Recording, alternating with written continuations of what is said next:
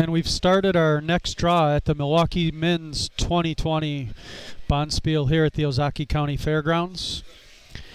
And in this draw we have Conrardy versus Hagenbuch.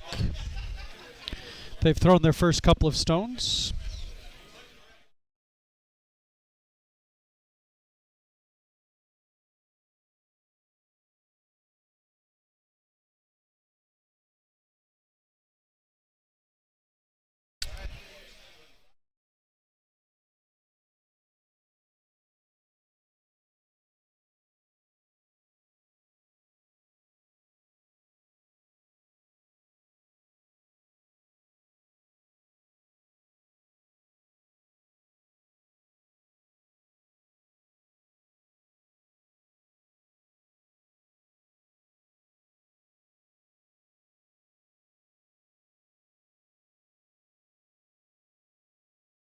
And Conrardy with the hammer in this first end.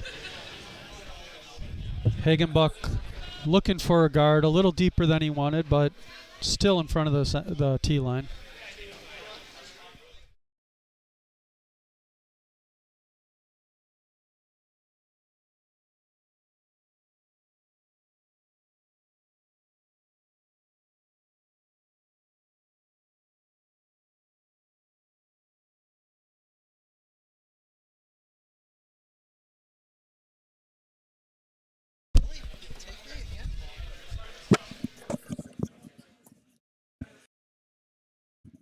Pleasure being back again. Wish I was curling this weekend, but as a local rink from our curling club, in order to gain entry into the men's bonspiel, you have to win your league. And unfortunately, our rink took third place, so we missed it by a couple of shots. But there's always next year.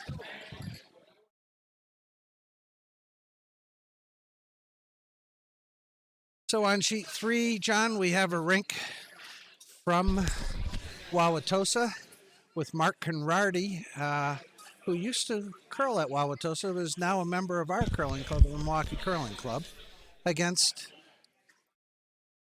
Hagenbuch, I believe. And Hagenbuch is from outside of Toronto, so they are a Canadian rink. And it's always nice to see some people from across the border coming down and playing with us. We have It is. We have rinks from I think 4. on sheet 4 we have Belichork. I know he's from Canada, and Hagenbuch, so good to have them down here for the Bonspiel. And Blizzard, a rink of ours, is playing on sheet 4. On sheet 5, Rick Wright from Chicago is curling against Bergman.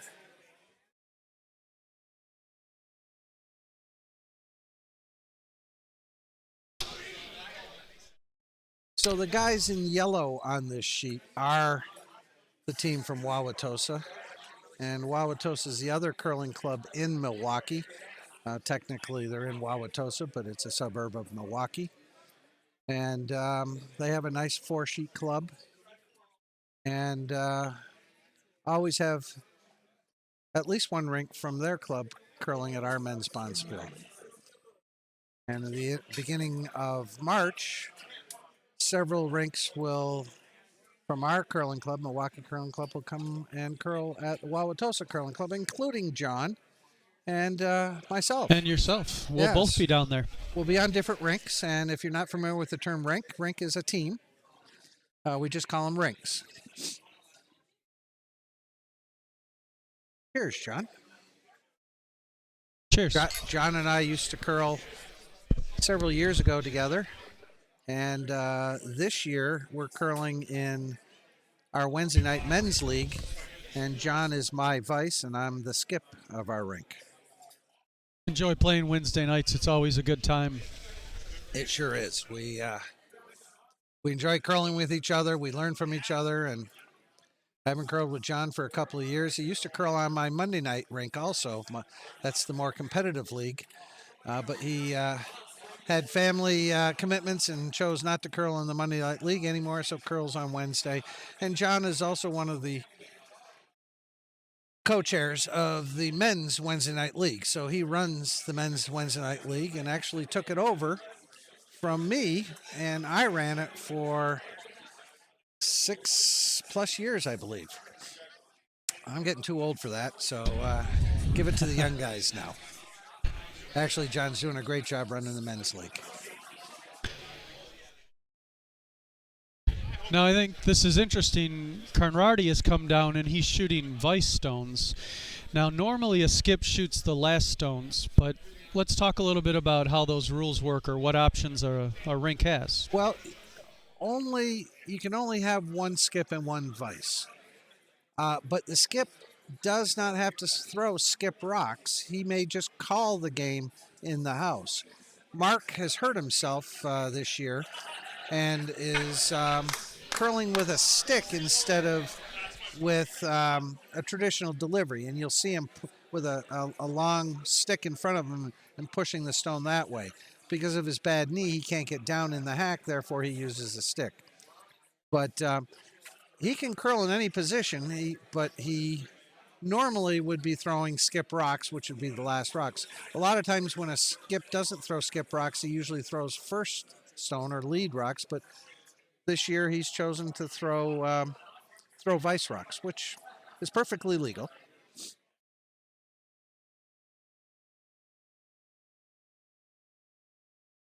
And that just passed through the house, unfortunately.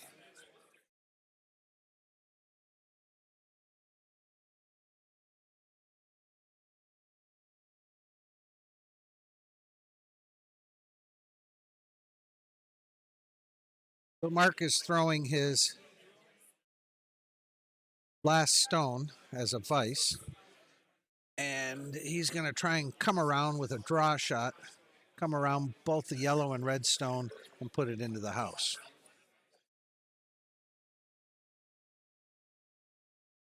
Doing an out turn. So that stone should curl toward the center of the ice. It's starting, but it looks like it stayed out there a little bit, although they might have enough. Yeah, just a little light. Had he thrown a little bit more weight, he could have pulled it back a little bit further and gotten underneath that red guard up front. But still not a bad shot. He's just left himself open a little bit there.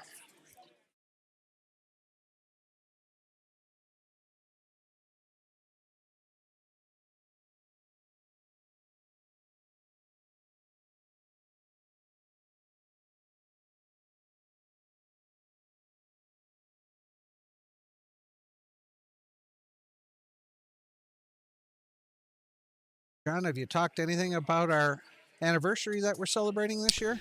I've mentioned it, but it's something that really the club should be very proud of. 175 years of consecutive operation, consecutive curling is a long time to curl. That is a long time. We first started out on the Milwaukee River, so it was natural ice.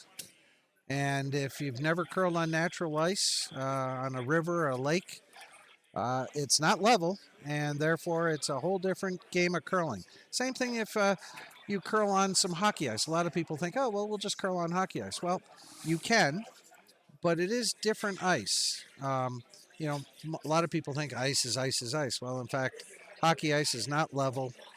It usually has a lot of grooves in it, and it's much thicker than curling ice. Curling ice is very smooth, level, and it's usually only about, if it's a half an inch thick, that's thick. And about how thick is our ice? Oh, I'd say probably close to a half an inch, whereas hockey ice is an inch and a half usually. Okay. Well, and a little too much weight there went through the house, so Yep. left Conrardy sitting at 3. Mark has got a great opportunity to plug up the hole there and prevent Hagenbuch from coming down into the button and out counting all the red stones there.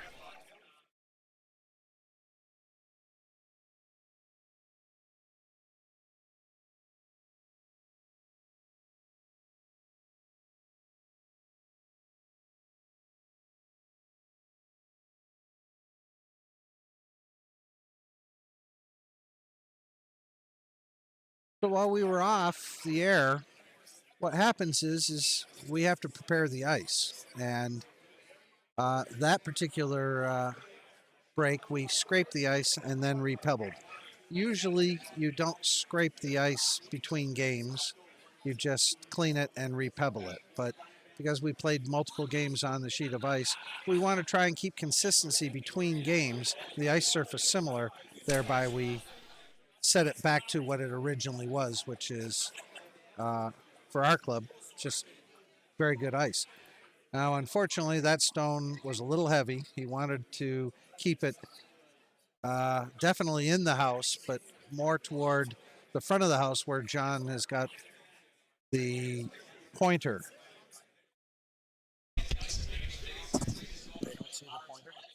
Sorry, you don't see the pointer.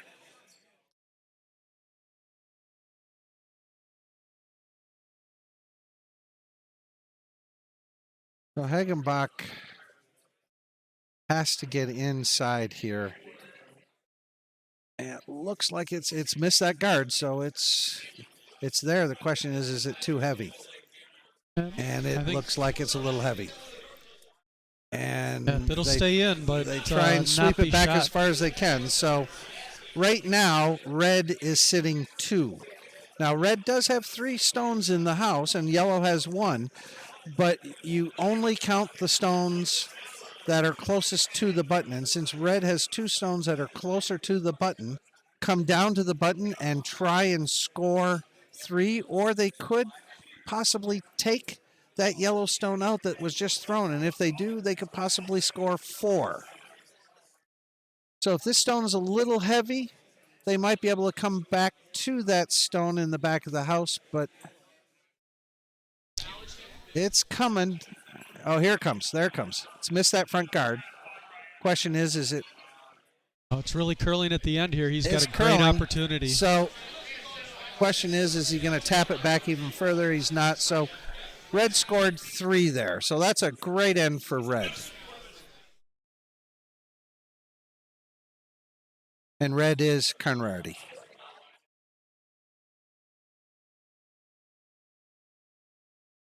So we were talking about our anniversary. We are celebrating our 175th anniversary. The curling club was formed in 1845. As I say, we were on the Milwaukee River for many years, and then we were down in the city of Milwaukee at Riverside Park, and we curled there for almost 40 plus years. And then from there, we moved to the Osaki Country Club, Golf and Country Club. We were at the Osaki Golf and Country Club for, I think, close to 50 years. Wow. And about 7-8 years ago, the curling club decided that we wanted to have our own ice, not be associated with a golf and country club. And so we started to raise money, and we went into partnership with the Osaki County and decided to build a building on the Osaki County Fairgrounds. Originally, the county wanted to build a pole barn here, and we asked, well, if we were to contribute quite a bit of money, could we build a curling club here and have it as a dual function building? We would have it for 6 months, and Osaki County would have it for 6 months. And as it turned out, that's exactly what happened. We built a beautiful 5-sheet curling club that we utilize from the beginning of March until the end of, the beginning of October to the end of March. And then the county has the fairgrounds, the building, for another 6 months. And they use the building for weddings, meetings, conferences. They've actually filmed a movie here. There's multiple opportunities. And then, of course, they also have the Osaki County Fair here. And many people use the building at that time also.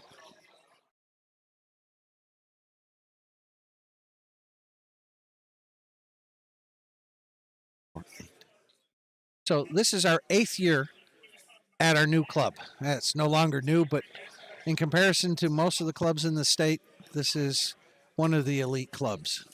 This ice surface is absolutely fantastic.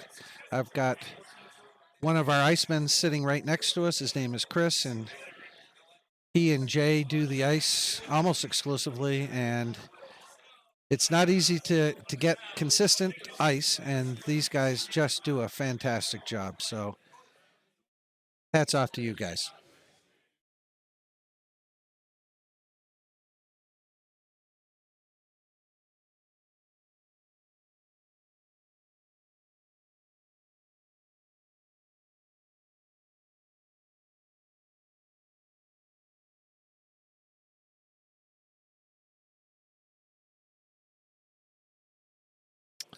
Well, they got it all bunched up in the center of the sheet here, which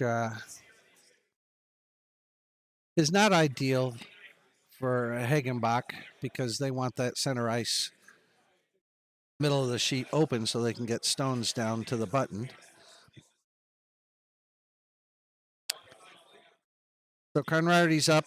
This is their second throwing, and he's throwing a draw shot. It's got a little bit too much weight. It may stick around. I don't think so. Nope. The stone has to completely cross the back line there. You'll see that little black line. If any part of the stone is touching it, it has to stay in play.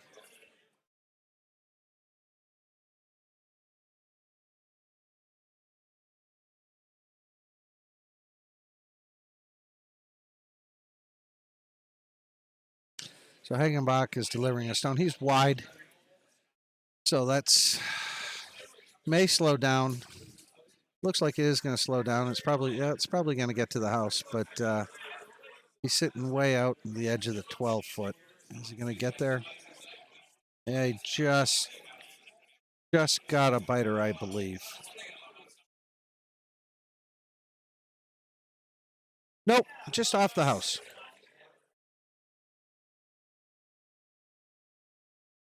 Even from our vantage point, it's sometimes hard to see those shots.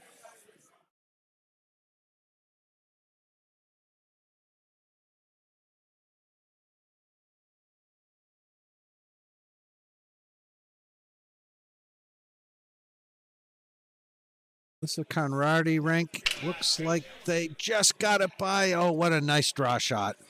Beautiful. Buried underneath all those stones out front, in front of the tee.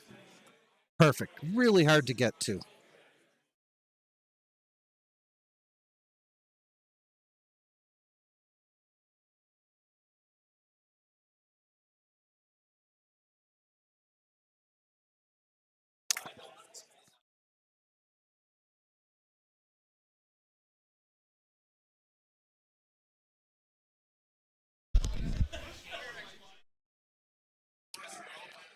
He's trying the same shot, trying to draw around that front guard. I don't think he's going to make it. No, he's going to crash.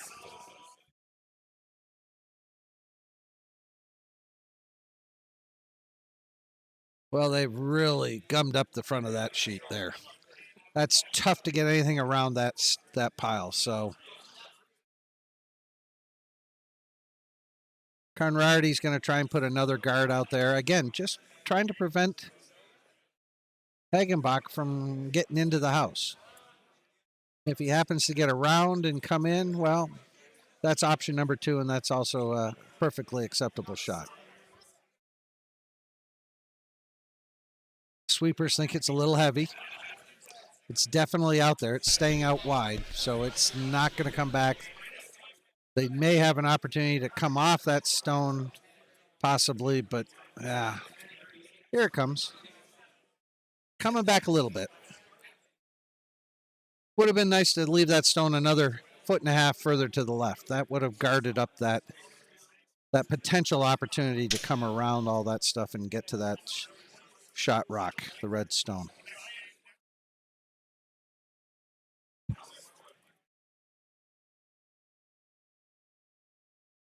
So now it looks like they decided to go to the other side Yeah, where they it's sure a little did. more open. Yeah. At some point, either you got to clear stones out or you got to give up on that side and try and come around the other way. They still have some opportunity. Both teams have opportunity over on the other side, but with all those stones over there, You know, if you're not careful, you can really have a lot of stuff happen very quickly. And he just left this stone a little bit too heavy, so they're going to sweep it out.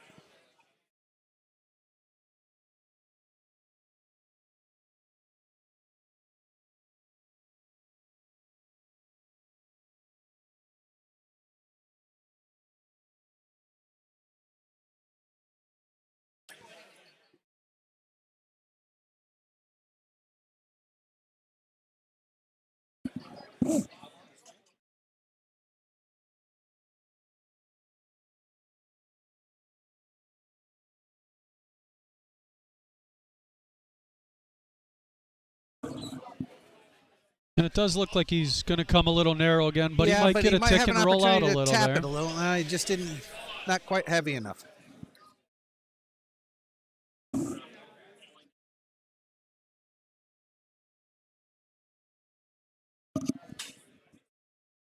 So now Hagenbuch will try to use that hole, and Looks like what he's going to try to do. they're He's gonna, talking about it.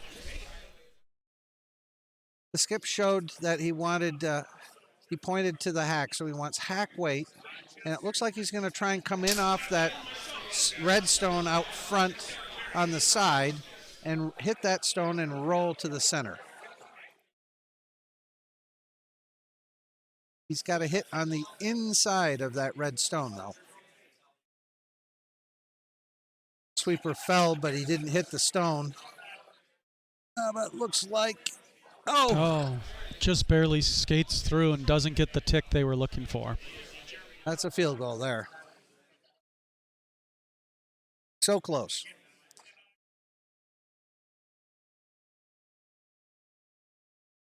So this is last skip rock.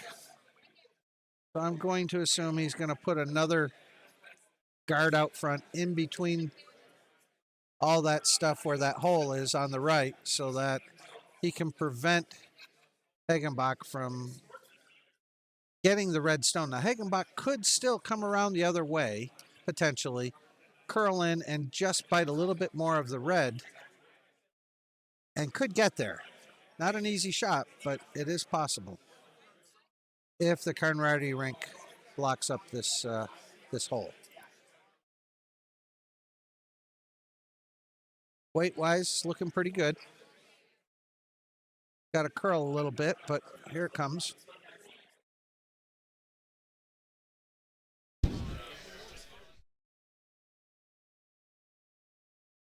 Oh.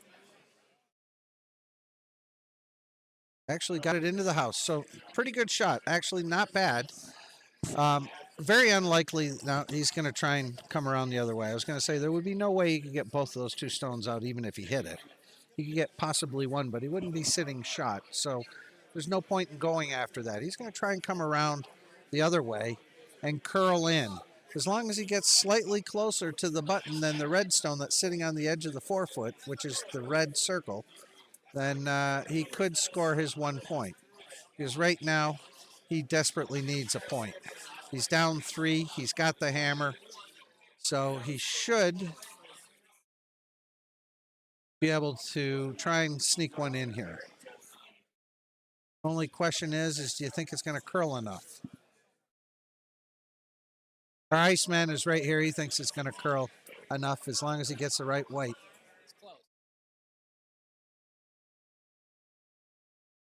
They're sweeping it. Yeah, it's over curling. So he missed his shot. They might as well give up on it because the last thing they want to do is knock another red stone into the house.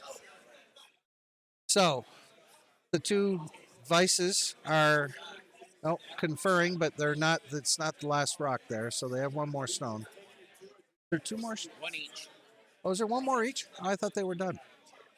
My fault. So Conrardy could put another shot into the house. He doesn't want to leave it wide open, though. It'd be nice to leave it just at the top of the house, just on the 12-foot. Or put something toward the back of the house so that there's no chance they can come down to it. So the stone is slowing up. It's curling quite a bit, but I think... oh, they did. But It's touching the house. So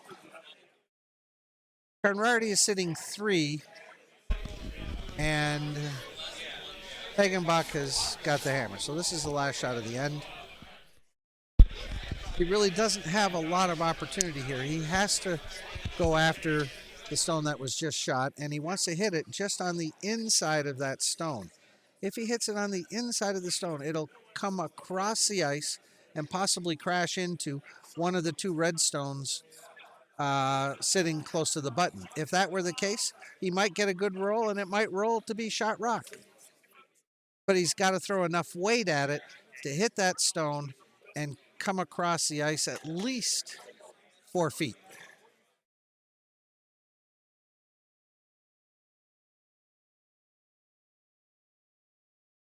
Not an easy shot, Alan, but I think No, it's all it's he's got. No, he doesn't have anything else, and honestly, it's a makeable shot. I mean, this is, skips are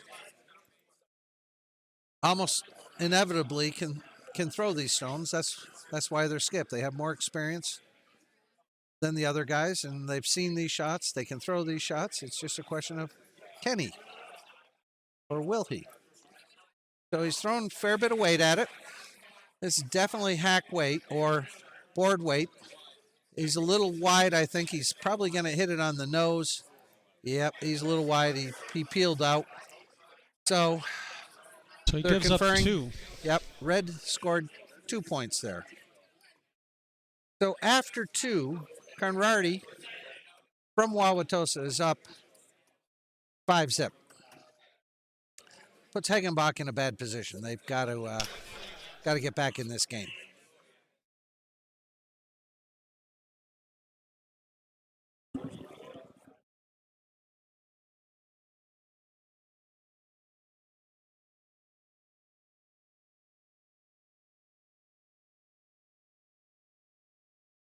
So a quick update on some of the other sheets, John. Wagner is on the first sheet. Wagner is down 1, and they're throwing skip rocks. On the second sheet, On the second sheet, it looks like Montalbano has taken the lead, scoring 1 in the first, and they're playing their skip second. rocks. They're in their second end, and the skip rocks are being thrown. Over on sheet 4, Blizzard against Belichorek, I think. Belichorek. They blanked the first end, which means no one scored. So they're 0-0 in the second.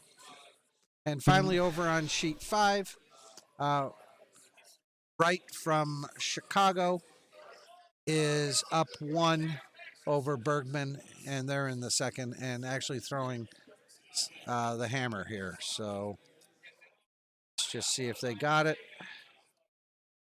They sure did. So Bergman just scored 2.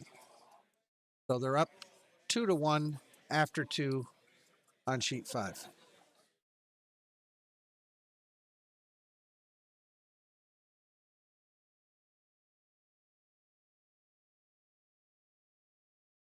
So back over on sheet 3, they are taking that shot rock out and did exactly what they wanted to do.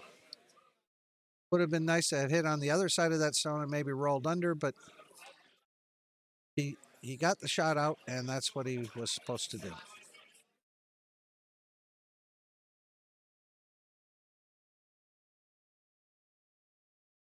But by hitting where he did, he left his shot rock wide open, so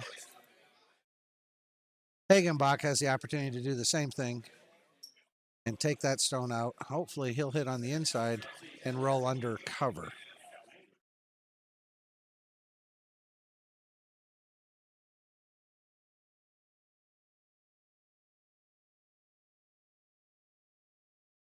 And it looks like indeed he did get cover. Yep. It's open slightly. It scooted out on the other side, maybe about a foot or so more than he wanted it to.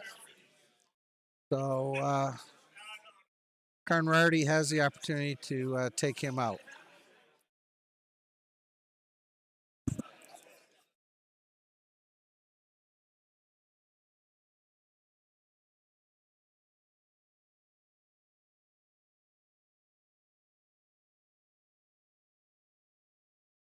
Looks like he's got a nice shot there.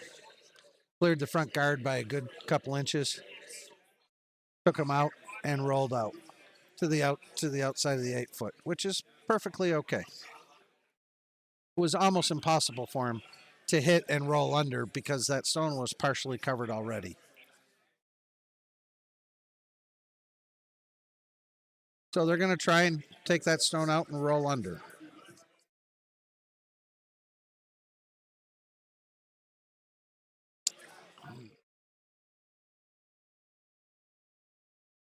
I think he's narrow. Yeah. He missed him. Missed him by quite a bit. Not a good shot.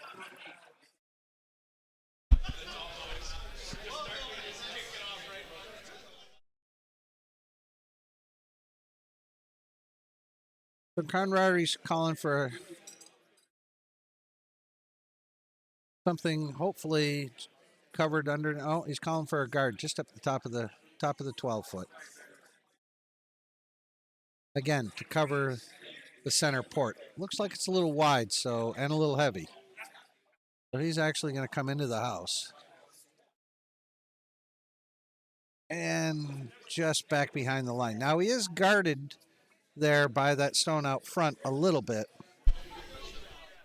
But he's at the back of the house, so they won't worry about that. They're going to take out the stone at the edge of the 8-foot.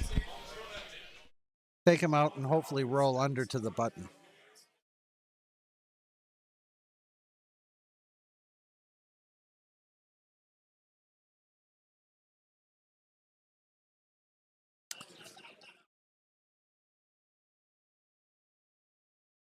Well, it looks like he's got him, but I don't think it's, it on the just to the right of the nose when he wanted to hit to the left of the nose.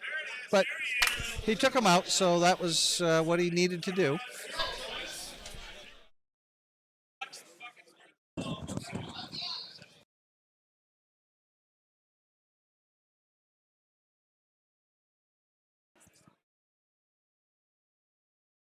Getting a little more juice there.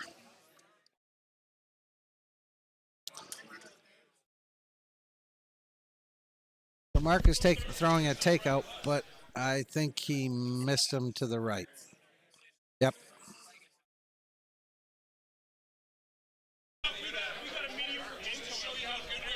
Well, not terrible, but obviously it would have been nice to take him out.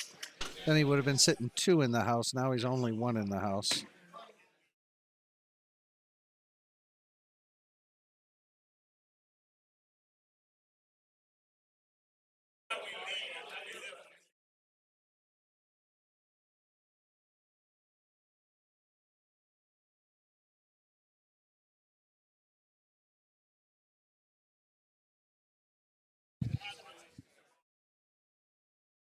Is he going to get around him? Yeah, he did get around him. Oh, that's looking like a nice shot.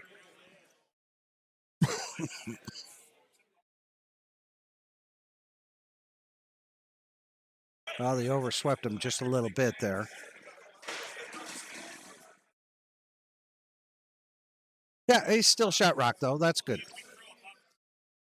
He's behind the tee. It would have been nice to get it in front of the tee, though.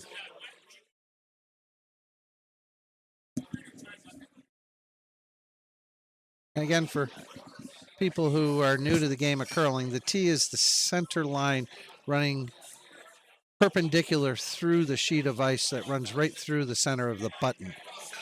The other line running through the house, the button, is the center line.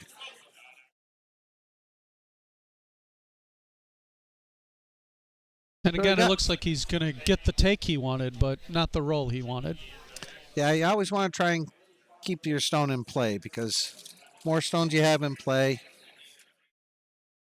the more challenging it is for the other team to get them out.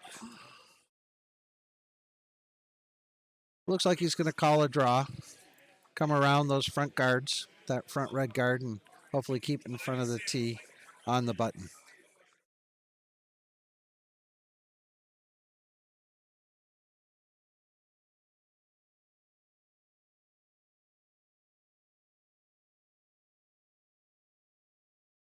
That stone has to curl quite a bit.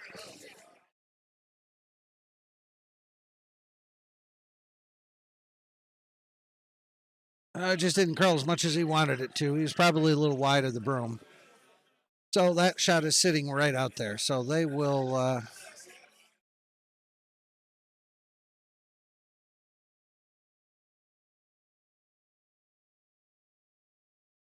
think he's going to try and come around that to the button. So this is the first of the skip rocks. And again, the skip is the captain of the rink. And he always throws the last two stones. The vice is the guy previous to that, and he's the vice skip. So he throws stones 6, 5, and 6. Each team throws 8 stones an end. And the team that has the stones closest to the button scores. Only one team can score. Maximum number of points is 8. If you score an 8-ender, you get your name in a magazine, newspapers, and usually a plaque at the curling club. It doesn't happen that often.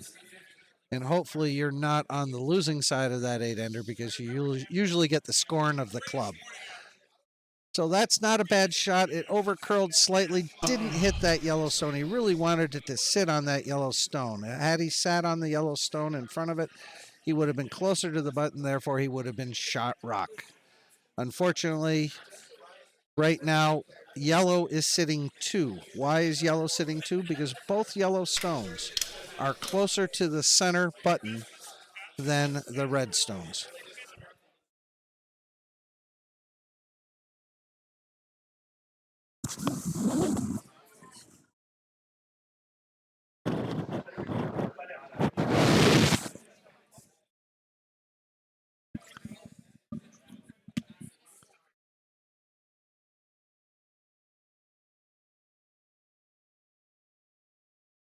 So this bonspiel is going to go on for 3 days. It started today. They will curl all day long and then those teams that win later tomorrow afternoon will curl in Sunday's matches.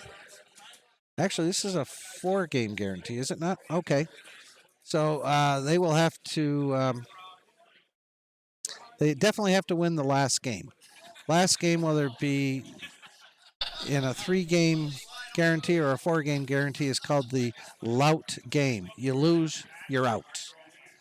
And if you've gone all the way through the bonspiel winning, you don't want to lose that last game and be knocked out, but that's the rule.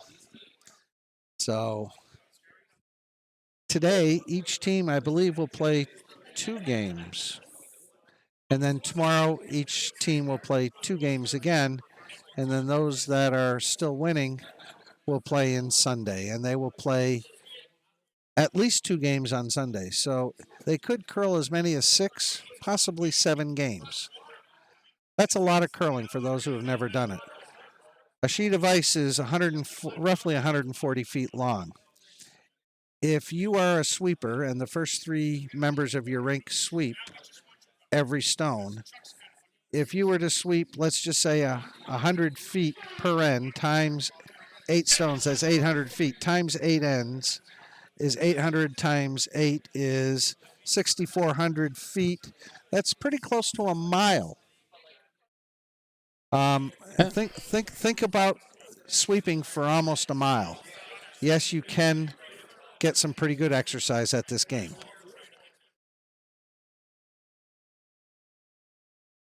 But as you can. Now, Conrardy, it looks like, is going for the double on this one. A run back of that yellow back to the other yellow. So an interesting shot for him. Difficult. There is a bit of trouble there that he could run into, because if he doesn't hit it quite right, he could drive that yellow stone into his red stones.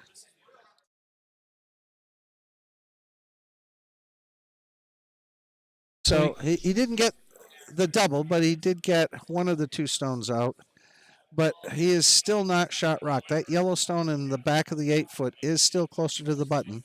Even though it's behind the tee, it's still closer to the button. Therefore, he is shot rock. And this is the hammer. So this is the last shot of the end. He's going to be calling a draw, and all he wants to do is his Yellowstone get closer to the button than both of those two red stones. So if he gets a full white stone or touching red, then he'll get 2 points here. And he desperately needs 2 points in this end. Shots there. He's not happy with it. Looks like it's heavy. It looks like it's wide. Oh, it's definitely heavy. That's going right through the house. So he missed getting 2 points, but he did get 1 point. So at the end of 3, Conrardy is still up 5-1 now.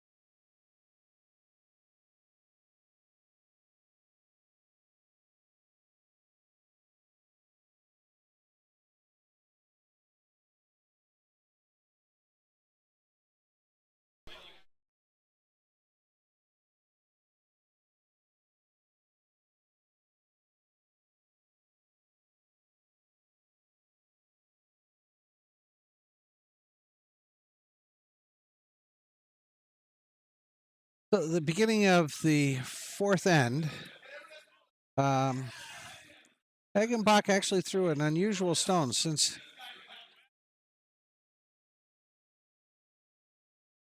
they put a stone really out there quite wide, which doesn't really do him a whole heck of a lot of good, but they obviously missed the call. And now Conrardy's trying to come down to it. Yep. Looks like he's got him. Gonna tap him back a little bit, but oh, yeah. Now,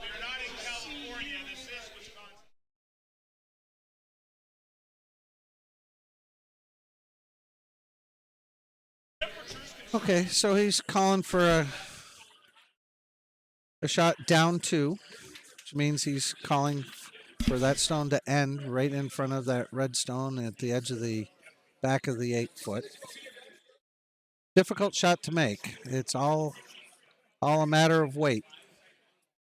Angle too, but weight is critical. This is pretty good looking stone. Might be a, no, I think that's waited a little too long to come down to it, but they're in front of the tee, that red stone, which is not a bad shot because if Conrardy calling for, if he drives it straight back, he's driving it into that red stone, and so that red stone will leave and the yellow stone will still stay.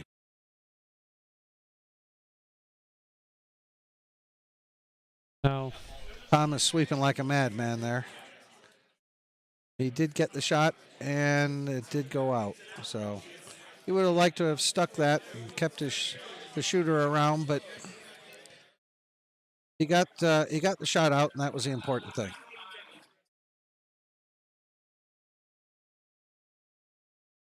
That's the difference, John, between club curling and Olympic curling, professional curling, World Cup curling.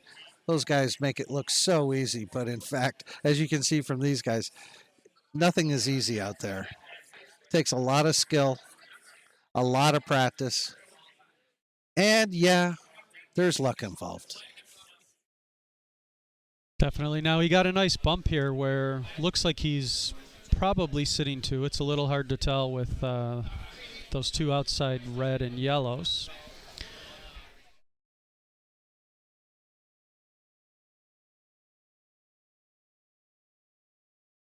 Not sure what he's calling here. I thought he would have been calling taking that stone out, but he's not. It looks like he's going to come down to that stone. And looks like it may be a bit more weight than he was looking for. Yep. Oh, did it go right through? Oh, wow. Almost a field goal. It did go through. It just touched it, but it did go through. So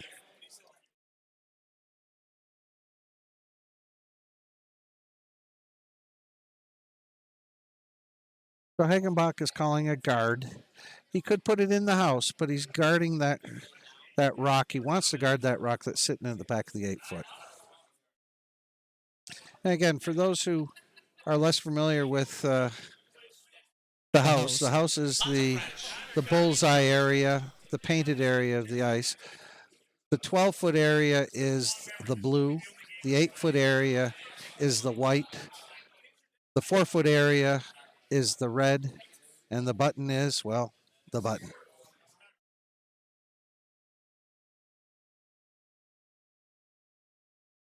So a lot of times you'll hear teams say, all right, call for touching the 12.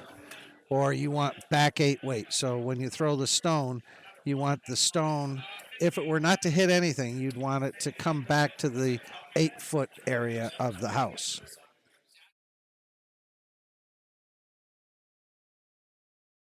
That just takes a lot of practice to get that kind of weight. But curling's sort of like golf in a lot of ways. We have curlers that start at 5, 6 years old, and we have people at our club that are still curling in their 80s. There's a league called WISCA that are for curlers 55 and older, and there are curlers in WISCA that are darn close to 90 years old. So curling is a life sport. You can curl literally your entire life. Unlike, some of the competitive sports like football or, contact sports where your body takes so much pain and damage when you're playing competitively. This game, you can curl 2-3 times in a week if you want. You can curl with your wife in mixed leagues. You can curl singly, in a men's league. And, get out in the middle of the wintertime to the curling club, spend 2 hours on the ice curling, then maybe another hour socializing, maybe a couple hours socializing. And it's just a fun thing to do. At our curling club, we have a commercial kitchen, so we can prepare food after a game, sit and have a pizza if we want, or steak if we want, hamburgers. You know, that's what's nice about it.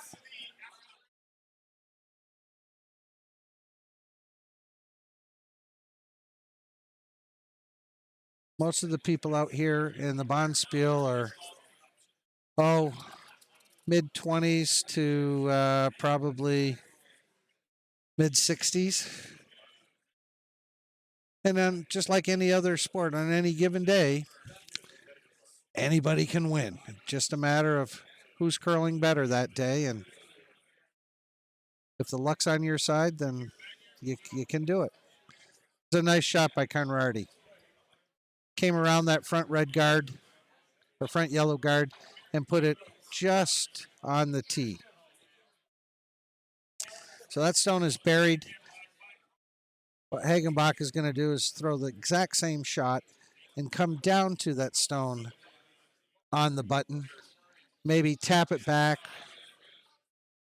or sit right on it. If you sit right on it, probably won't be shot rock. If you sit on the inside of it, you will be shot rock.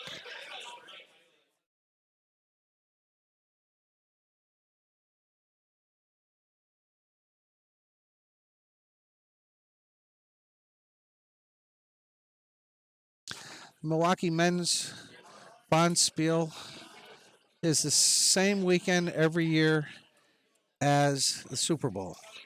So we try and finish the Bonspiel mid-afternoon. That gives most of the people enough time to get home if they're curling on Sunday to watch the Super Bowl.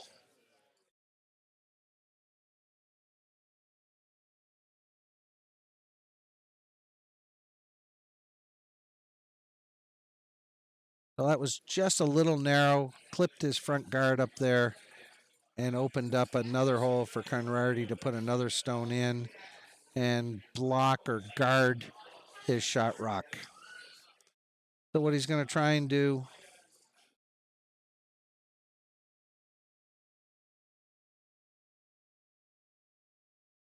I'm going to assume, is try and guard that. But John, can you see a better angle on that? It does look like that's the call. Is close up that hole that they opened up. You know, Conrardy still has both of his skip stones left, so I think he's looking to preserve the shot he has, and then in his last shot, take a look at how he could score too.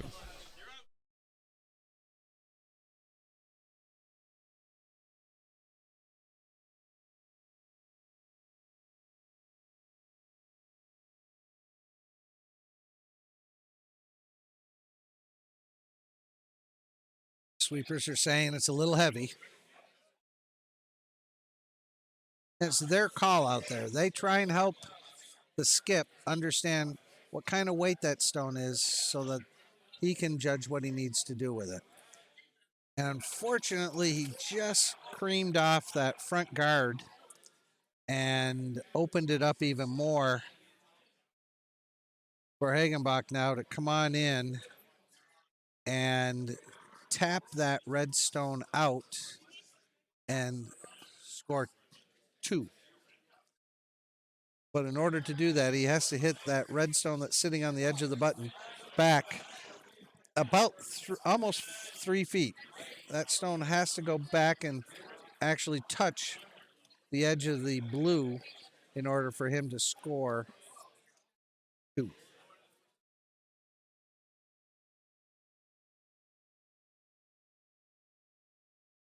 So if Hagenbuch can pull this off, then Now Conrardy still has hammer after he does this have shot. hammer. Yep. I just noticed that. Thank you, John.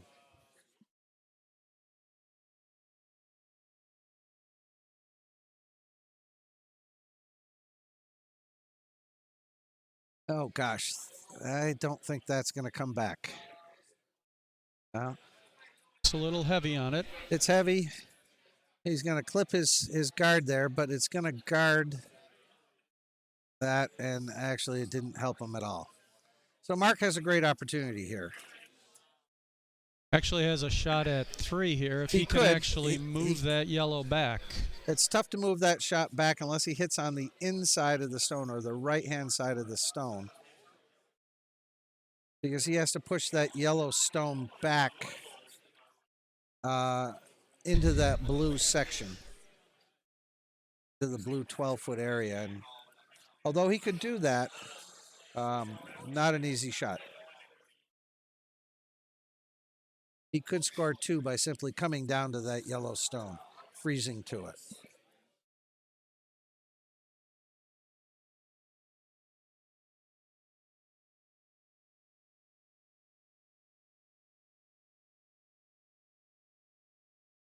Oh, goodness.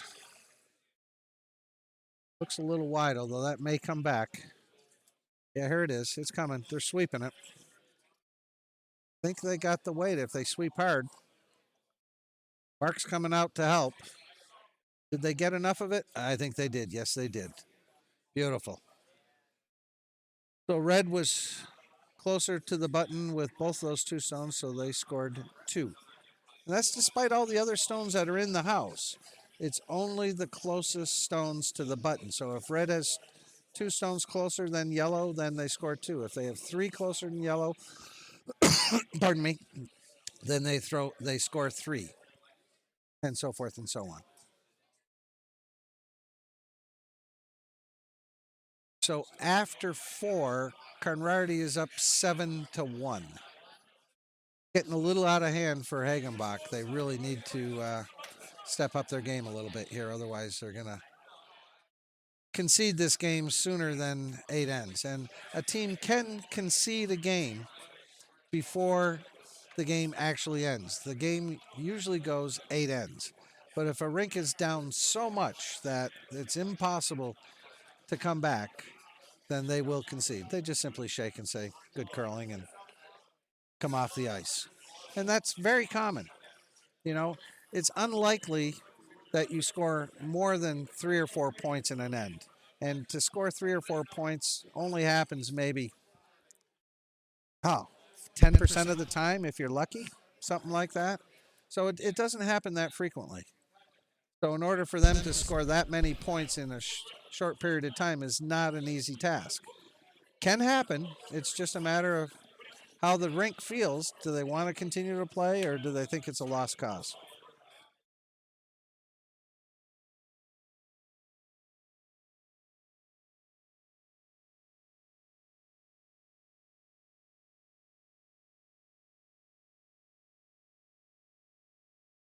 So it looks like he'll get a biter here in the corner. Yep. It's called a thinker over there because it really bothers skips when they've got an opponent's stone sitting out there, because that's a hard place to throw a stone to. You really have to be pretty good to get out there and hit that stone.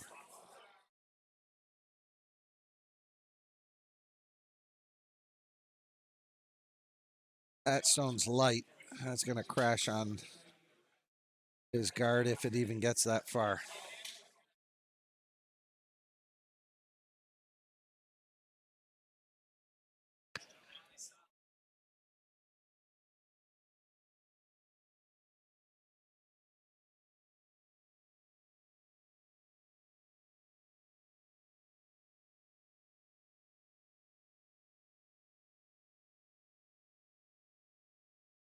So Hagenbach's going to try and come around those two guards that are out front there. Come to the button.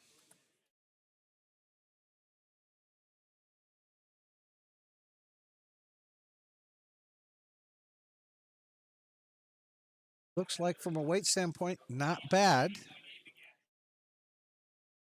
And look at that. It just got around those guards, buried behind it, and just in front of the tee. Guys, perfect shot. It's a great shot. Yep. Difficult for. So Conrardy just called to come down to that Yellowstone that was just thrown. If you come to the inside, then that red stone will be closer than the yellow. Thereby, he'll be shot rock.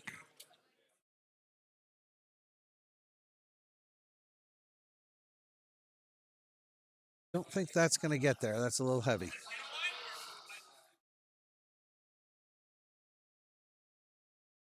It was a little wide too, but more heavy than wide.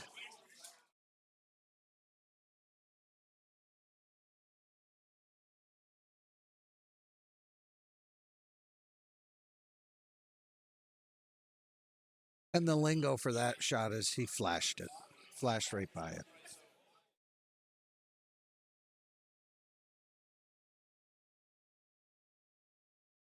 Hagenbuch looks like he wants to guard that shot rock.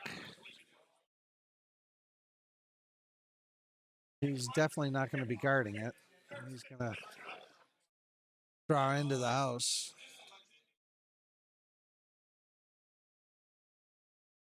Yeah, he's in the house. You know, he has split the house, but unfortunately, he's left himself wide open there. And,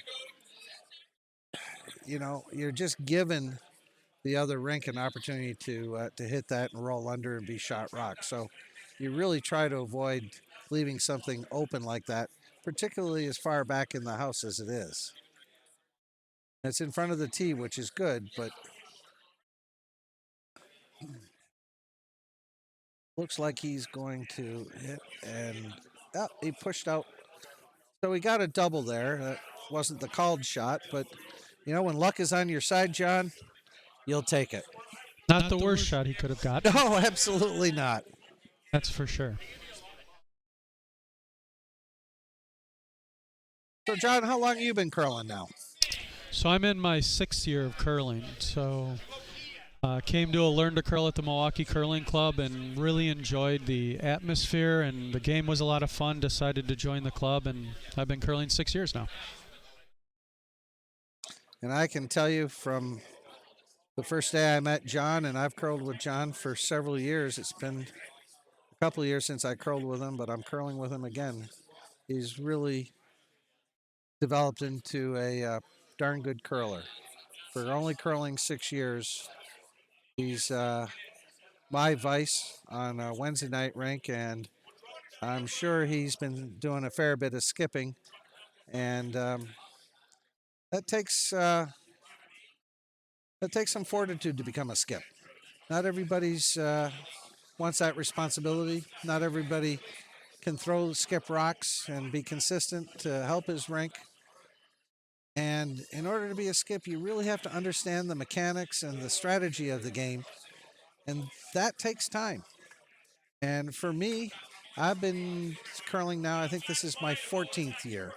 I curled at the old Milwaukee Curling Club at Osaki County, or at the Osaki Country Club, and then when we built the club here, I moved from there over to here.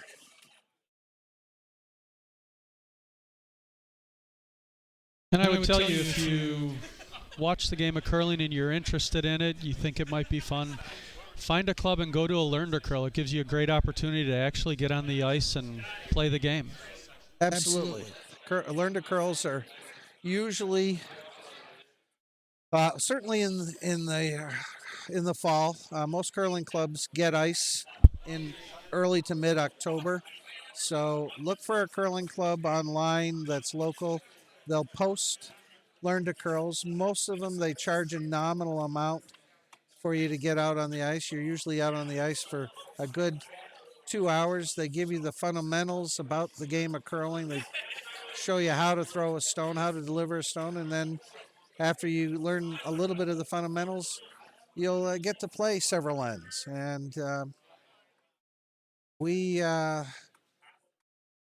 for the Olympic year, a couple of years ago, we had almost 1,000 curlers that came out to our curling club over the course of several weeks to learn to curl. It was simply amazing the amount of people that wanted to learn to curl. And that wasn't just at our club. It was all the clubs had that. And, you know, the cost of curling is relatively inexpensive. You know, most people, after they've committed to the sport, will buy a pair of shoes.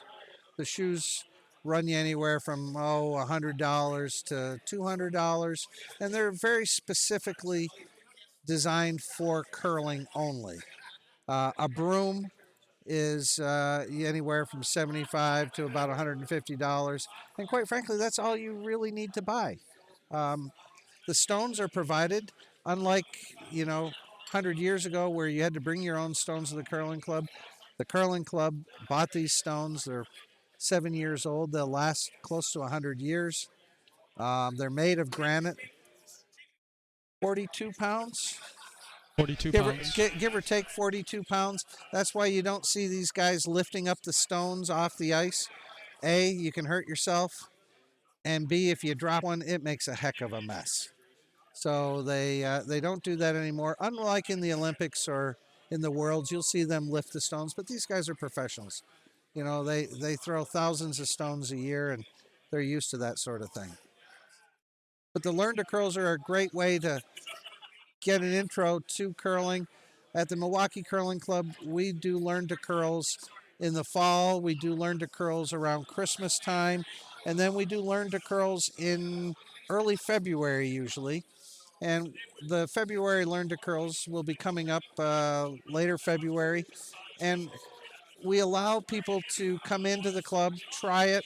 If they want to curl, they can join the club for a month. It's not a long period of time, but you get at least an opportunity to get into the game a little bit. You don't have to buy anything. The curling club has the stones, they have the brooms, they have the sliders that you slide out on the ice with. So you really initially have zero commitment from an equipment standpoint. So it's a great way to just have a little bit of fun, meet some really, really nice people. Over the years, some of my best friends in Milwaukee are now part of the Milwaukee Curling Club. But you make friends whenever you go to bonspiels like this one, because all the people that are at the bonspiels are generally of the same mindset that you are. You know, they love to curl, they love to have some fun, they enjoy camaraderie, they enjoy the competition, and what else can you have? I mean, yes, there's a cocktail or two every once in a while. At bonspiels, they provide food for you. There is an entrance fee to participate in a bonspiel, and that fee generally varies depending on the bonspiel. That's a nice looking shot there. There's a Wow. double. Maybe an unintentional one, but it sure got both of them and opened it up. So that's a nice shot. Well, he was going for the double on those two that were closely Yeah, lined up. yeah, he was. But he got the other double, left that one wide open, so good opportunity for Conrardy to cut down some points.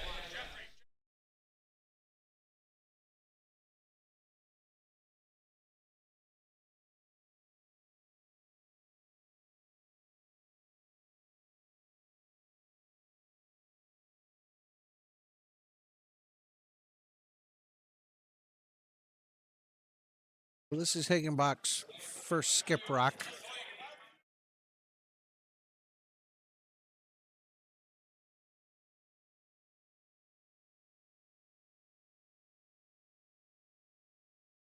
Not sure what his call is here.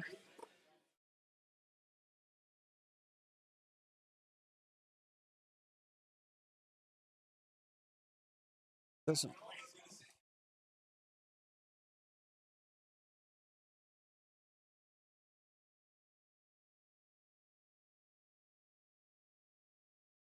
No, he's coming around.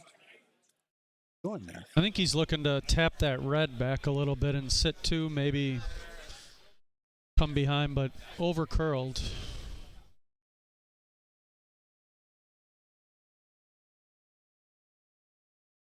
He's sitting one, but unfortunately he's wide open. So this gives Conrardy an opportunity to, with his last rock, to possibly double those two stones off. And he'd be sitting three. Unfortunately, he doesn't have the hammer, so that leaves Hagenbuch an opportunity to get the final shot and possibly score one. He desperately needs to score one or more, but at this point, it's unlikely he's going to score more than one. Here's skip rocks for Conrardy. This is the last rock. Throwing take weight, which means he's trying to do a takeout. So that stone's going a little faster than they normally throw it. Oh, man, I don't know if they got it. I don't know if they got it. They got one, but he didn't get both of them. That stone over curled. I think he was a little narrow on his delivery, and even with sweeping, they couldn't hold the stone. So now with his skip rock, it looks like he's got an opportunity to take this red out for 2. Yeah, yeah, that would be Now the that shot. way he can. He has to take the red stone out because the red stone is closer to the button than the yellow. So in order to score 2, he's got to take that red stone. Know what an outturn is? That stone is rotating counterclockwise. Every stone has a rotation on it. It's either clockwise or counterclockwise. He put on a counterclockwise rotation, which is called an outturn.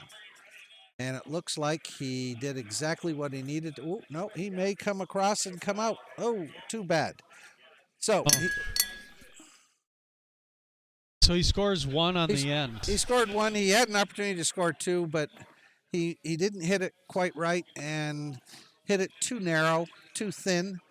And as a result, his stone, the shooter, slid out.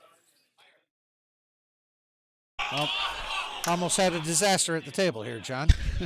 Getting so excited here.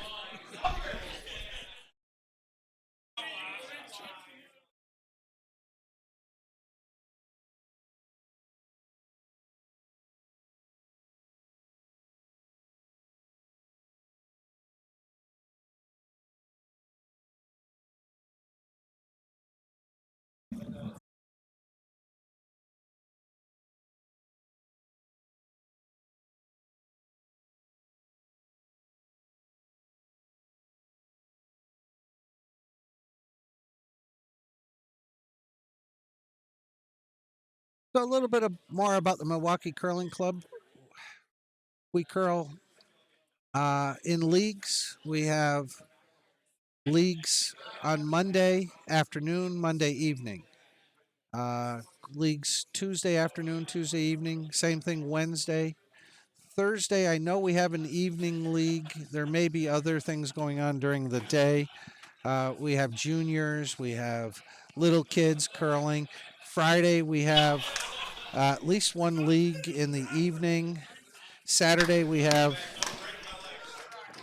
morning leagues. Sunday, we have 2 leagues, a morning league and an afternoon league, I believe. So we've got a bunch of leagues. So if you can't curl in one league, you may have an opportunity to curl in another league.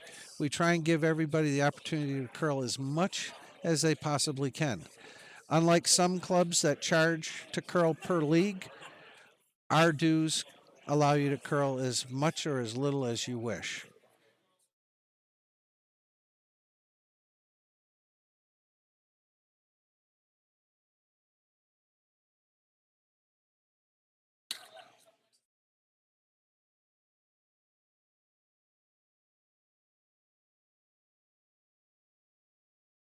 We currently have approximately 300 members at our curling club.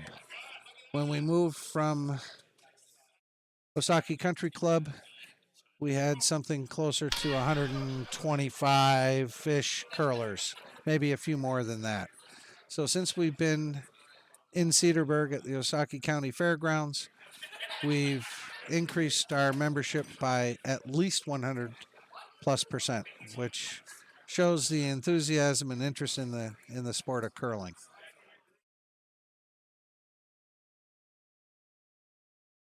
Always looking for more curlers too.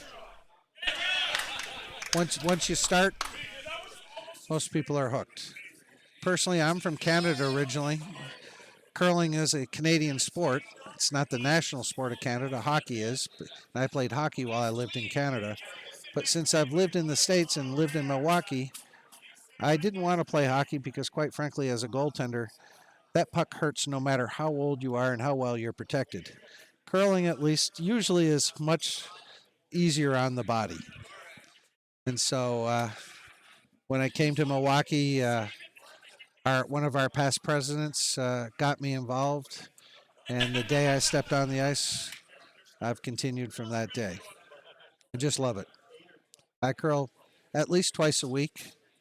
Curled last weekend. Unfortunately, didn't curl as well as I might like to have. We curled in a bonspiel in Arlington. Most of the curling clubs over the course of the year have bonspiels. Bonspiel is simply another name for a tournament. Some bonspiels are a day. Most are three days long. So it is a bit of a time commitment, but it's certainly a lot of fun heading out of town, curling with your buds, in a new place, meeting new people, having a lot of fun.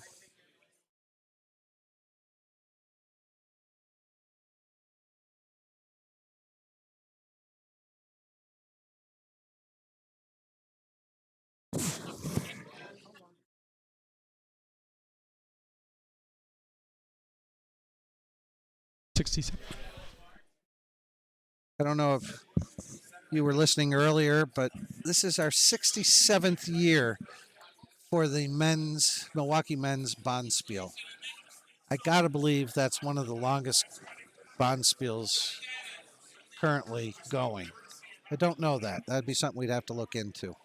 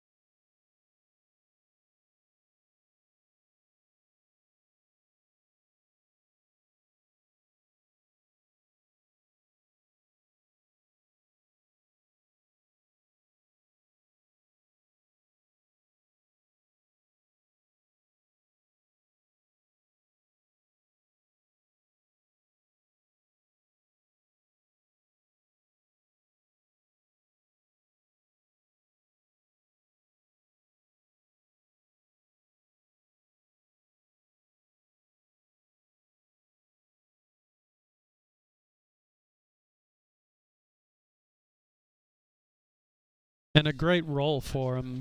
He was Yeah. able to take the yellow out and roll under a little bit. Yep.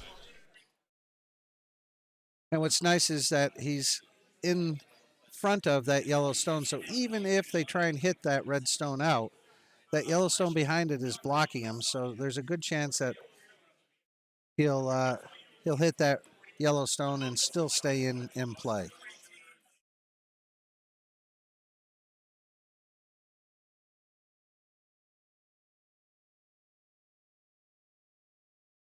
So Hagenbuch is coming down, trying to come down to that stone that was just thrown. He looks light.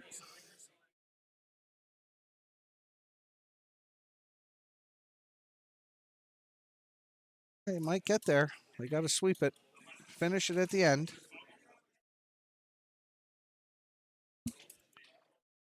Just nicked off him, but that's okay.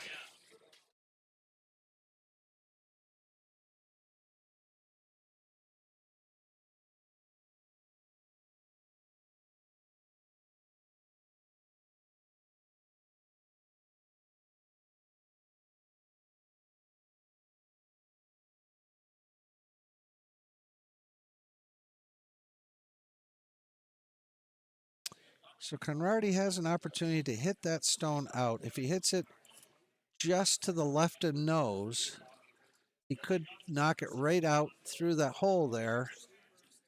And it looks like he didn't. But he's still sitting two. So I think he's sitting two. It would Yeah, look like two to me. it looks like he's sitting two. Now one's in the open, one's got a little bit of cover, so Hagenbuch has some options. But what happened there was exactly what I was talking about. He missed the shot slightly, and his stone rammed into his stone in the back, which hit then the Yellowstone, knocked the Yellowstone out. So it's nice to have backing behind you, because if you miss your shot or a little heavy, you've got something back there that's going to stop you.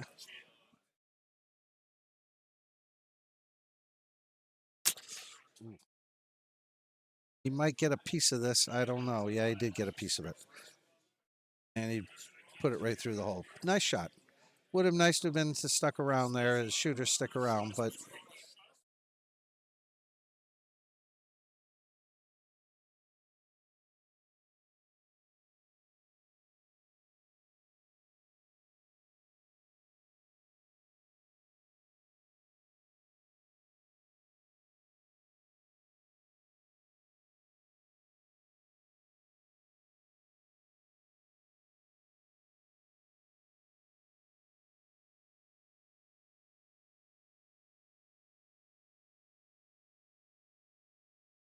Conrardy's going to try and put another shot a little bit closer than the two Yellowstones, but not sitting on the button, because then that leaves them an opportunity to hit it out and be shot rock.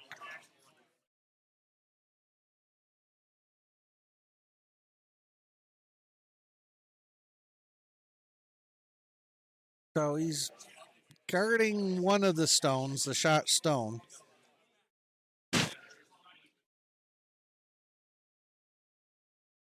I don't know if he can get through there, John, or not. Can he get around?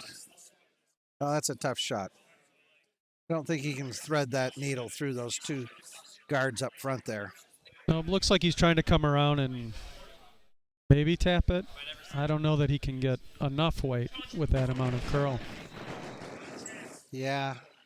If he did, he were to just clip the outside of that stone and drive it across the house. But not an easy shot, because if he's heavy, then he's going to hit his Yellowstones behind it, and he's definitely going to knock at least one or both of those two stones out. So it is a finesse shot.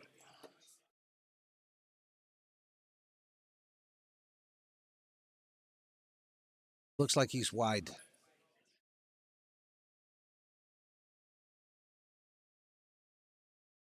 I take that back. He wasn't wide at all. He was narrow. From the angle I'm looking at, it's hard to see that. Well, he definitely didn't want to do that.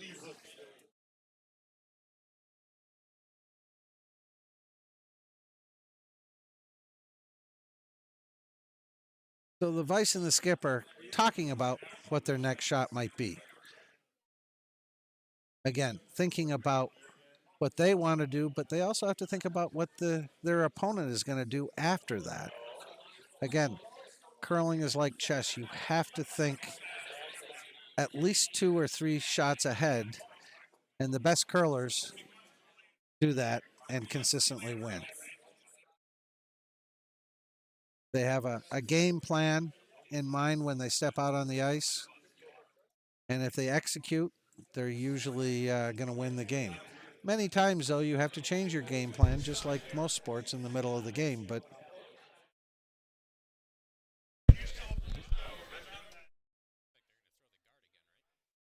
yeah, I would think that he's going to throw a guard, but if he comes into the house, as long as he's buried, he's okay.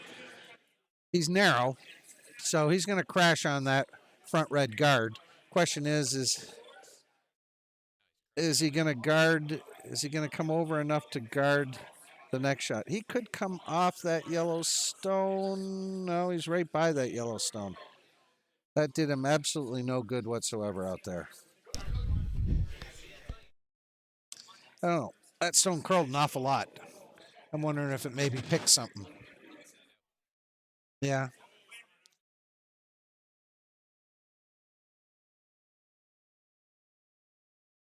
You just mentioned that was an out turn, and sometimes that stone just takes off, and that stone curled like a banshee out there. That was definitely not the shot he wanted. So Hagenbuch now has an opportunity to push that one back. Yep. Yeah, it's open now. That stone is wide open there, so he could hit that and be sitting 3 as long as he sticks his shot rock. They're on it already sweeping, so they think it's a little light. I think he's okay weight-wise. It's just a question of whether or not he's going to... Nope, it curled up too much. So he pushed Conrardy into the house. Now he's going to try and sweep him out, and he did get him out. So now we have Conrardy with hammer. No, he's got a biter there. So That red stone is still there. This will be Conrardy's last shot. Looks Yep. like he's sitting one right now. I think he is also. All he has to do is put something that's close to touching red. If he does, he should score 2. They may measure that one because it is close, but based on what we can see from here, looks like red is shot.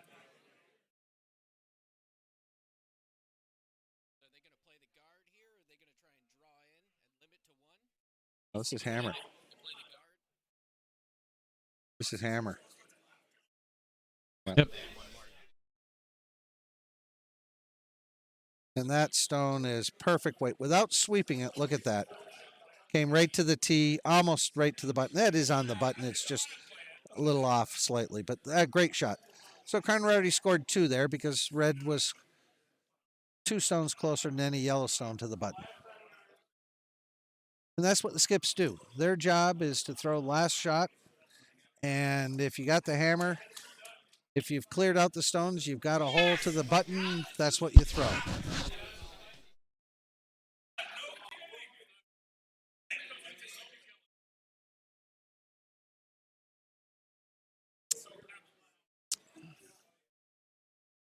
So Hagenbuch's really hurting here. Conrardy's up 9-2. I wouldn't be surprised if Conrardy scores points here that they may concede. They may come back, throw the stones back this way just to get some practice. But this game is quickly getting out of hand.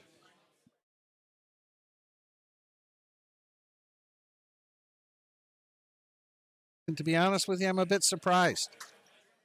This group of guys is from Ontario, Canada. They're from east of Toronto.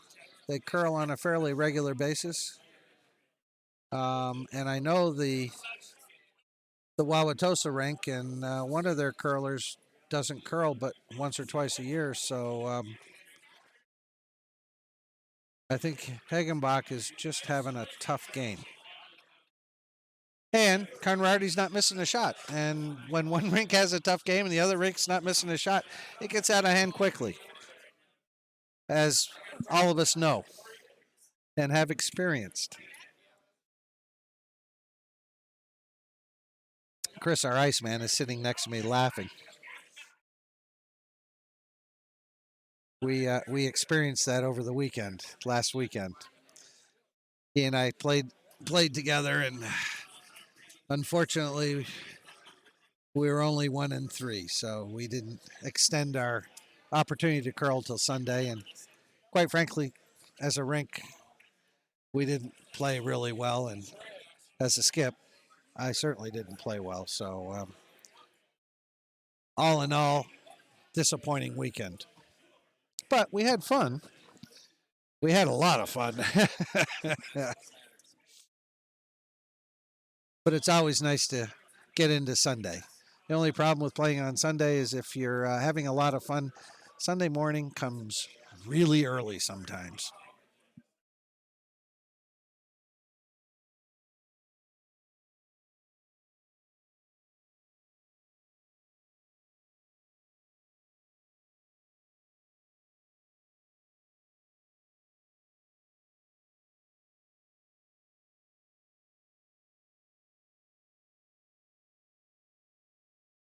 So I think Hagenbuch is trying to come down to the stone sitting on the button there and freeze to it. They really need to keep stones in play here.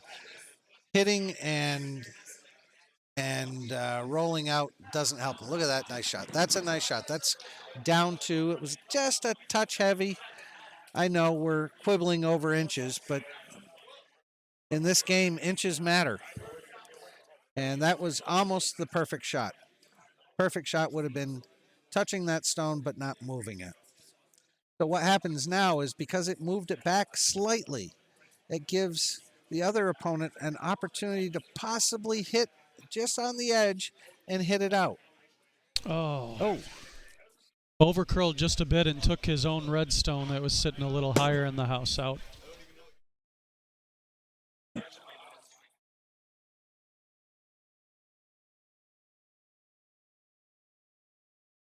So now Hagenbuch has to look at how to try to score more than one.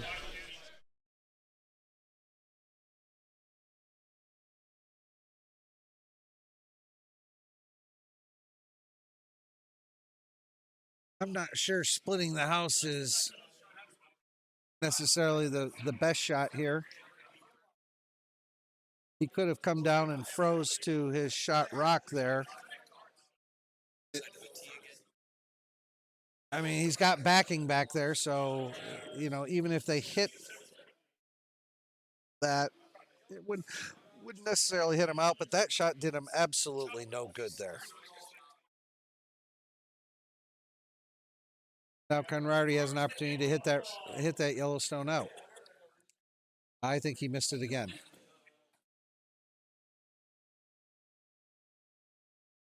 Narrow, and he chipped out his own stone. So very unlucky for Conrardy there.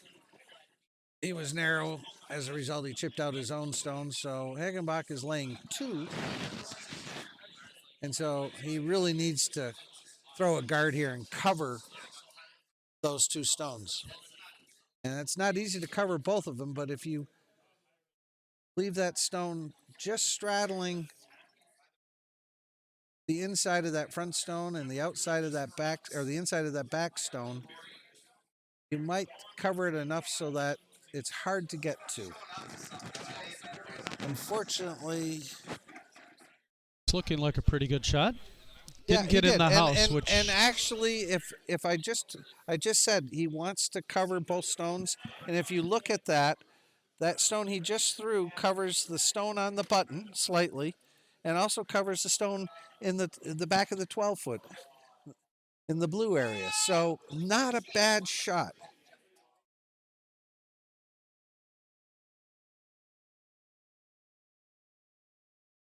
So Mark is going to try and pop out that stone that's sitting on the button. He does have it open. Just a question of whether or not he can get it. I think unless that curls a lot, I think he's going to crash. Yep, just didn't give himself enough ice there. So that's not so bad because he removed the stone up front to give him easier access to that stone on the button. Now Hagenbach's going to do the exact same stone again. He's going to try and throw a guard to guard that stone. He's more worried about that stone on the button than he is on the stone in the back. So if he can cover the stone that's on the button a little bit more, then that makes Conrardy's shot even more difficult to get to.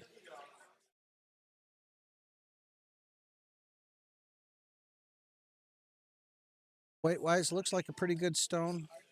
Well, it looks like it's going to over-curl on him.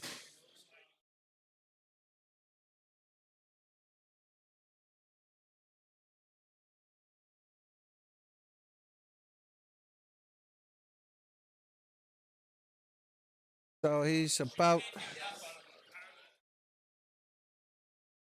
8 feet, 7 feet too far, and he didn't cover that shot rock, so that shot rock is wide open. So Conrardy should be able to take him out, possibly get a double here.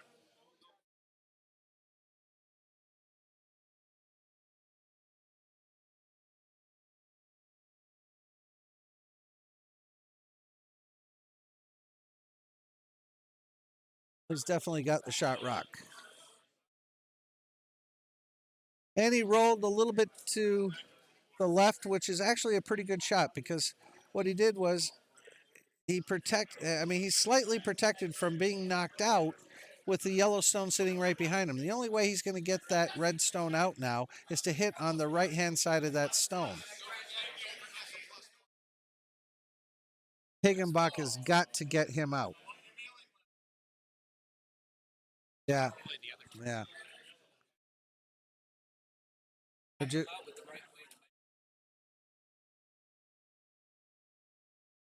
And we're just talking about the turn that they've chosen.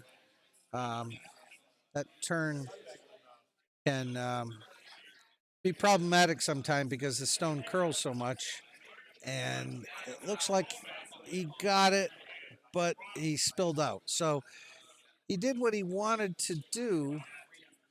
The problem is that he didn't stick around, and he desperately needs points. And every stone that they clear out, or every stone that he throws and it slides out, just doesn't help him at this point in time.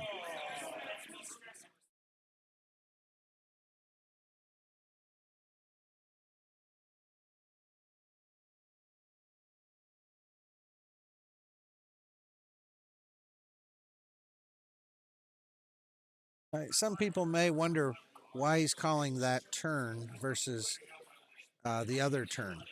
Um, if he misses the shot this way with the turn that he's got, if he's a little wide, he could get the back stone. If he's a little narrow, he could get the front stone. But hopefully, he's going to get one of those two stones in the house.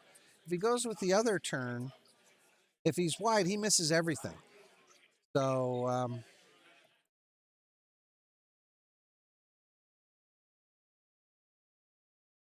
yeah. So he got both of them. That's a double. Great shot. I think he just about put the nail in the coffin for Hagenbuch here. Conrardy sitting two. They're down to skip rocks. The only thing Hagenbuch can do is come down to that red stone, freeze to it, and be shot rock. Hopefully, Conrardy will miss his shot, and then Hagenbuch can score two here. But unless he freezes down to this stone, I'd be surprised if they play another end.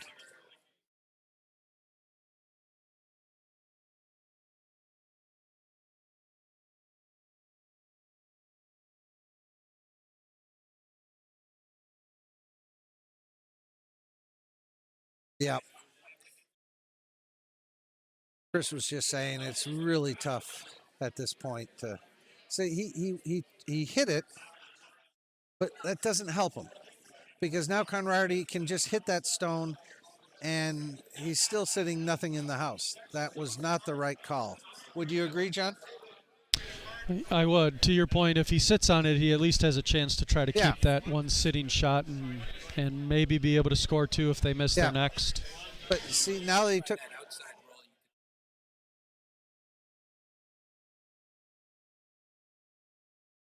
Yeah, he's. I mean, he got the stone out, and some would say, well, he got the stone out, but it's more than that now. He has to score points, and the only way he can score points is to keep stones around, particularly his stones. And so Conrardy just threw his skip rock, hit it out, so they're sitting two. So the best case scenario now is Hagenbuch scores one, and I don't know. I mean, they'd be down 9-3 in the eighth end, coming back in the eighth end, 9-3. That's 6 points. It's highly, highly, highly unlikely that they'll score 6 points. They could possibly play two or three stones, but once Conrardy hits out three stones, game's over. I mean, they can't mathematically win. So it's just a matter of So here's his final shot for mathematics. one. And he got one shot. No, he Oh, may he not may have. actually He may have roll out. rolled out. Did he roll out? Oh, he Oh, gets it. he got one, but so they scored one. They're actually going to play the eighth end. I'm a bit surprised because Hagenbuch doesn't have the hammer. He needed to get the hammer there. He doesn't have the hammer, and he's down 6. So what Conrardy's going to do is Hagenbuch has to throw stones out front outside the house and put up a guard, some guard. Well, he's actually going to throw it into the house. I don't agree with this shot at this point in time. He's got to set something up. Yeah. Yeah. Yeah, they're just going to trade hits, as Chris was saying. Um, this philosophy is flawed. His strategy's flawed here. But when you get down this far, sometimes you get frustrated, and all you want to do is score points. And every once in a while that works, but most of the time it doesn't. And that stone's a little heavy, and that is through the house. So that was, of all the case scenarios, that was about as bad as it could be. He had to keep that stone in play. So now he only has 7 stones to throw, and he's got to score 6 points. Mathematics is definitely not on his side. Conrardy, on the other hand, just threw the stone through the house. Now, normally you don't do that intentionally, but because he doesn't want any stones around, he doesn't want Hagenbuch to come around on any of the shots, he just throws that stone through the house.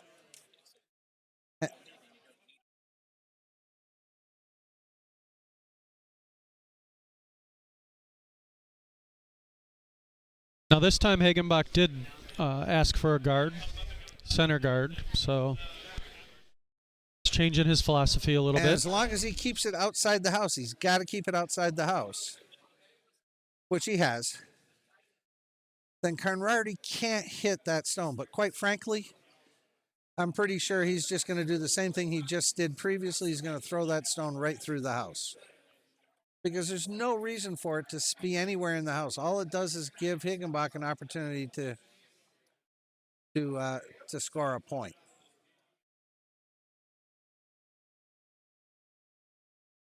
So Hagenbuch has 6 stones left. They got to score 6 points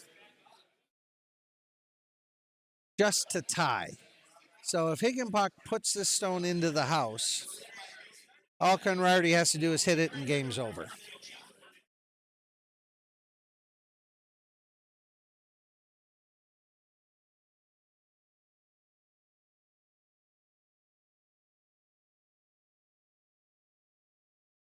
I might try one more, but bottom line is it's looking really grim. Is probably a nice way to describe the situation right now.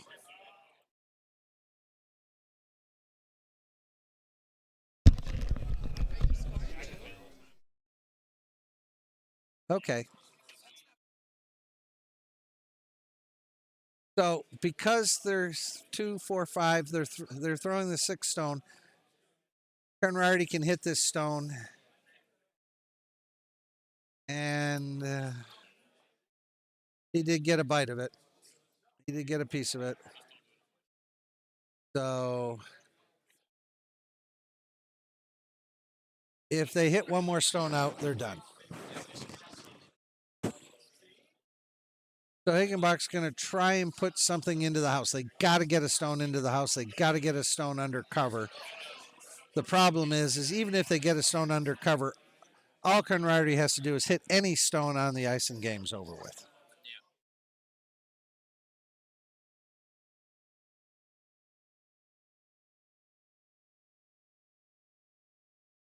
Yeah, exactly.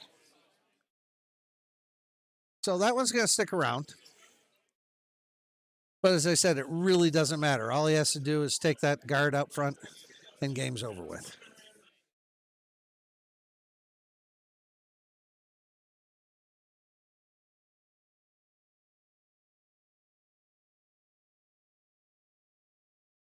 Boys and girls, that's the game. Oh, no! Oh, he flashed it. Ah. So they have breathing. They have life. It's a straw they're breathing through, but they do have life here.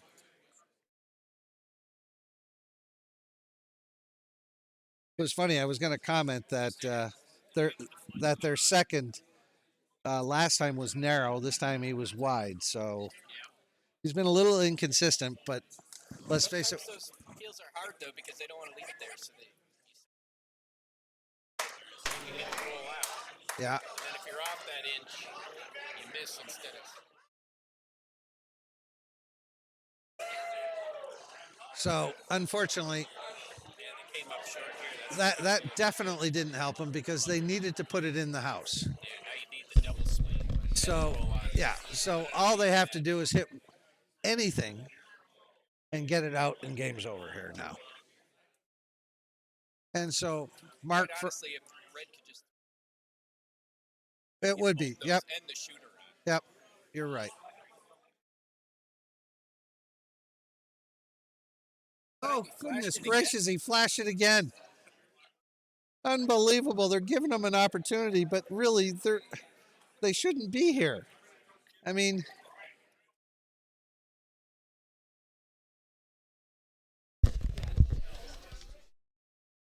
that's really unusual.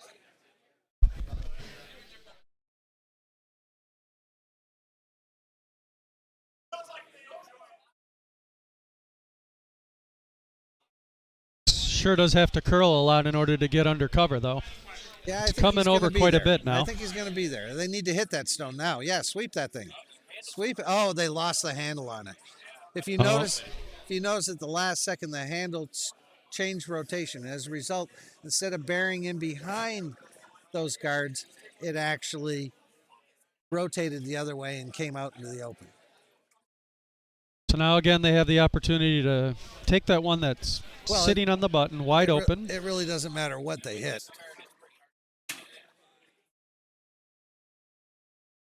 And there we go. That should bring an end to the game. Yeah, that's game. No, mathematically they were done.